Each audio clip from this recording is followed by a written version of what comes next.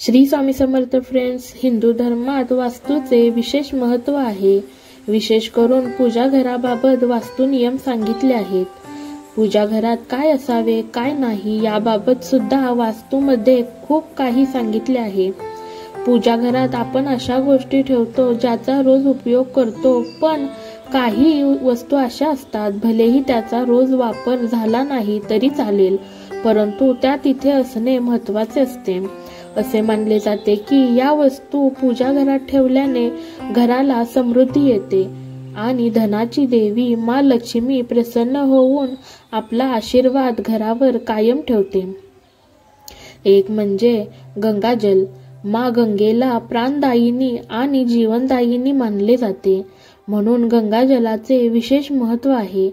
म्हणून पूजा घरात लहान पितळेच्या किंवा चांदीच्या भांड्यात गंगाजल ठेवावे आणि रोज त्याची पूजा करावी। पौर्णिमा किंवा एकादशी यासारख्या शुभ दिनी संपूर्ण घरात गंगाजल शिंपडणे पवित्र मानले जाते। असे केल्याने घरातील नकारात्मक शक्तीचा नाश होतो। 2 म्हणजे मोरपंख।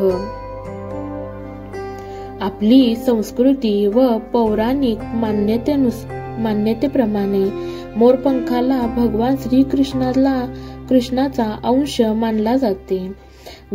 पूजा घरात मोरपंख असणे आवश्यक मानले जाते। मोरपंख पूजा घरात असल्याने कोणाचीही वाईट नजर घरावर पडत नाही। त्याचबरोबर काही लोक असेही मानतात की पूजा घरात मोरपंख असल्याने घरात जीवजंतू येत नाहीत। 3 गोमूत्र किंवा गोघृत। गायीला हिंदू धर्मात देवीचे स्थान दिले आहे। असे मानले जाते की गायीमध्ये 33 कोटी देवतांचा वास असतो। गोमूत्राचा उपयोग पूजा करताना केला जातो। तसेच गोघृत सुद्धा पूजेसाठी महत्त्वाचे मानले जाते। जरी तुम्ही याचा रोज वापर केला नाही तरी या दोन्ही वस्तू पूजा घरात असणे आवश्यक मानले जाते। 5 शंख। पूजा करण्याच्या जागेवर शंख असणे महत्त्वाचे मानले जाते। दक्षिणावर्ती शंखाच्या आवाजाने तुमच्या घरातील सर्व प्रकारची नकारात्मक शक्ती नष्ट होते आणि सभोवतालचे वातावरण भक्तिमय होऊन जाते। गुरुवारी दक्षिणावर्ती शंखाने भगवान विष्णूची पूजा केल्याने शुभ फलाची प्राप्ती होते। 6 शाळीग्राम।